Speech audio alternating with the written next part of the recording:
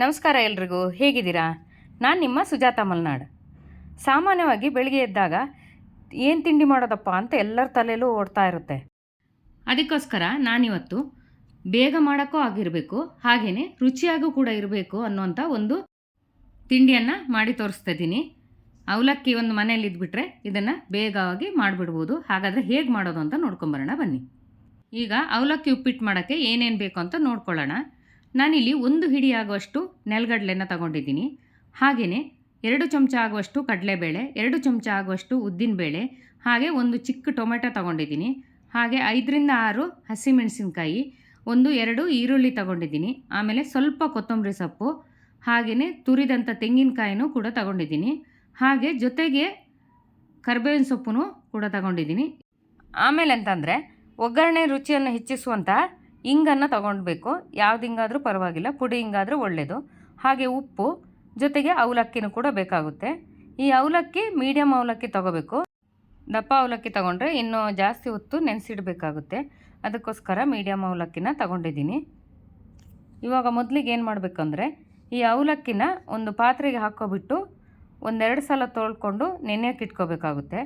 ನಾನಿಲ್ಲಿ ಒಂದು 1/4 kg ಆಗೋಷ್ಟು ಅವಲಕ್ಕಿನ ತಗೊಂಡಿದ್ದೀನಿ. ಅದಕ್ಕೆ ಸ್ವಲ್ಪ ನೀರು ಹಾಕ್ಬಿಟ್ಟು 1-2 ಸಲ ತೊಳೆದು ನೀರನ್ನು ಚೆನ್ನಾಗಿ ಬಸ್ತಿಡಬೇಕಾಗುತ್ತೆ. ನೀರಲ್ಲಿ ಹಾಗೆ ಬಿಡೋದು ಬೇಡ.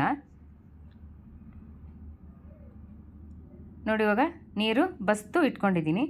ನಂತರ ಇದಕ್ಕೆ ಒಂದು ಒಗ್ಗರಣೆ ಮಾಡ್ಕೋಬೇಕಾಗುತ್ತೆ. ಒಗ್ಗರಣೆಗೆ 4ರಿಂದ 5 ಚಮಚ ಅಷ್ಟು ಎಣ್ಣೆನ ತಗೊಂಡಿದ್ದೀನಿ. ಎಣ್ಣೆ ಕಾದ್ರ ಮೇಲೆ 1/4 ಚಮಚ ಆಗೋಷ್ಟು ಸಾಸಿವೆ ಹಾಕ್ಕೊಂಡಿದ್ದೀನಿ. ಸಾಸಿವೆ ಚಟಪಟ ಅನ್ನುವಾಗ ಇನ್ನೊಂದು 1/4 ಚಮಚ ಆಗುವಷ್ಟು ಜೀರಿಗೆನ ಇದಕ್ಕೆ ಸೇರಿಸ್ಕೋಬೇಕು. ಇದೆರಡು ಸ್ವಲ್ಪ ಕೆಂಪಗಾಗುವಾಗ ಶೇಂಗಾ ಬೀಜ ಅಥವಾ ನೆಲಗಡಲೆಯನ್ನು ಸೇರಿಸ್ಕೊಂಡು ಚೆನ್ನಾಗಿ ಬಾಡಿಸ್ಕೊಂಡ್ಬಿಡಬೇಕು. ಆನಂತರ ಇದಕ್ಕೆ ಕಡಲೆಬೇಳೆ ಹಾಗೆ ಉದ್ದಿನಬೇಳೆ ಕೂಡ ಸೇರಿಸ್ಕೋಬೇಕು. ಇದು ಕೂಡ ಹೊಂಬಣ್ಣ ಬರೋಲ್ಲವರೆಗೆ ಹುರ್ಕೋಬೇಕು. ಇದು ಸ್ವಲ್ಪ ಬಾಡ್ತಾ ಬರುವಾಗ ಇದಕ್ಕೆ ಹಸಿಮೆಣಸಿನ್ಕಾಯಿನೂ ಸೇರಿಸ್ಕೊಳ್ತಾ ಇದ್ದೀನಿ. ಈಗ ಹಸಿಮೆಣಸಿನ್ಕಾಯಿ ಸ್ವಲ್ಪ ಘಾಟ್ ಹೋಗೋ ತನಕ ಬಾಡಿಸ್ಬಿಟ್ಟು ಇವಾಗ ಕರಿಬೇವಿನ ಸೊಪ್ಪು, ಅದರ ಜೊತೆಗೆ ಹೆಚ್ಚಿಟ್ಟಂತಹ ಈರುಳ್ಳಿನೂ ಕೂಡ ಸೇರಿಸ್ಕೋಬೇಕು. ಸೇರಿಸ್ಕೊಂಡಾದ್ರ ಮೇಲೆ ಇದನ್ನು ಚೆನ್ನಾಗಿ ಬಾಡಿಸ್ಕೋಬೇಕು ಒಂದು ಸ್ವಲ್ಪ. ಜೊತೆಗೆ ಉಪ್ಪನ್ನು ಸೇರಿಸ್ಕೊಳ್ತಾ ಇದ್ದೀನಿ. ನಾನಿಲ್ಲಿ ಒಂದು ಅರ್ಧ ಚಮಚ ಆಗೋಷ್ಟು ಉಪ್ಪನ್ನು ಹಾಕ್ಕೊಂಡಿದ್ದೀನಿ. ಆನಂತರ ಚಿಕ್ಕದಾಗಿ ಹೆಚ್ಚಿಟ್ಕೊಂಡಂತಹ ಟೊಮೆಟೊನೂ ಕೂಡ ಸೇರಿಸ್ತೀನಿ. ಇದನ್ನು ಕೂಡ ಚೆನ್ನಾಗಿ ಈಗ ಬಾಡಿಸ್ಕೋಬೇಕು. ಸ್ವಲ್ಪ ಬಾಡ್ತಾ ಬರುವಾಗ ಇದಕ್ಕೆ 1-2 ಚಿಟಿಕೆ ಆಗೋಷ್ಟು ಅರಿಶಿನ ಪುಡಿನ ಸೇರಿಸ್ಕೋಬೇಕು. ಹಾಗೆ ಒಂದು 1/4 ಚಮಚ ಆಗೋಷ್ಟು ಇಂಗನ್ನು ಸೇರಿಸ್ಕೊಂಡ್ರೆ ಆಯಿತು. ಇದೆಲ್ಲ ಹಾಕಿ ಆದಮೇಲೆ ಚೆನ್ನಾಗಿ ಟೊಮೆಟೊ ಬೇಯೋ ತನಕ ಇದನ್ನು ಬಾಡಿಸ್ಕೋಬೇಕು. ಮೆತ್ತಗಾಗಬೇಕು ಟೊಮೆಟೊ ಈರುಳ್ಳಿ ಎಲ್ಲನೂ. ನೋಡಿ, ಇವಾಗ ಅವಲಕ್ಕಿನ ನಾನು ಸೇರಿಸ್ಕೊಳ್ತಾ ಇದ್ದೀನಿ.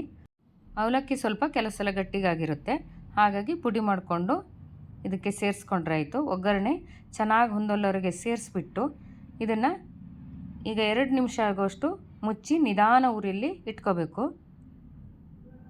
ನೋಡಿ, ಇವಾಗ 2 ನಿಮಿಷ ಆಗಿದೆ, ಚೆನ್ನಾಗಿ ಬೆಂದಿದೆ. ಇಷ್ಟು ಬೆಂದರೆ ಸಾಕಾಗುತ್ತೆ. ಆನಂತರ ಇದಕ್ಕೆ ರುಚಿ ಹೆಚ್ಚಿಸೋಕ್ಕೆ ಸ್ವಲ್ಪ ತೆಂಗಿನಕಾಯಿ ತುರಿ ಹಾಕೋಬೇಕು. ನಂತರ ಕೊತ್ತಂಬರಿ ಸೊಪ್ಪನ್ನು ಕೂಡ ಹಾಕೋಬೇಕು. ಹಾಕೊಂಡಾದ್ರ ಮೇಲೆ ಉಪ್ಪು ಏನಾದರೂ ಬೇಕಾದರೆ ಈಗ ಸೇರಿಸ್ಕೋಬೋದು. ನಂತರ ಇದನ್ನು ಚೆನ್ನಾಗಿ ಕಲಿಸ್ಕೊಂಡ್ಬಿಡಬೇಕು. ಕೊತ್ತಂಬರಿ ಸೊಪ್ಪು, ತೆಂಗಿನಕಾಯಿ, ಅವಲಕ್ಕಿ ಎಲ್ಲ ಚೆನ್ನಾಗಿ ಹೊಂದೋ ತನಕ ಕಲಿಸಿದ್ರೆ ಈಗ ಬಿಸಿ ಬಿಸಿಯಾದ ಅವಲಕ್ಕಿ ಉಪ್ಪಿಟ್ಟು ತಯಾರಾಯಿತು.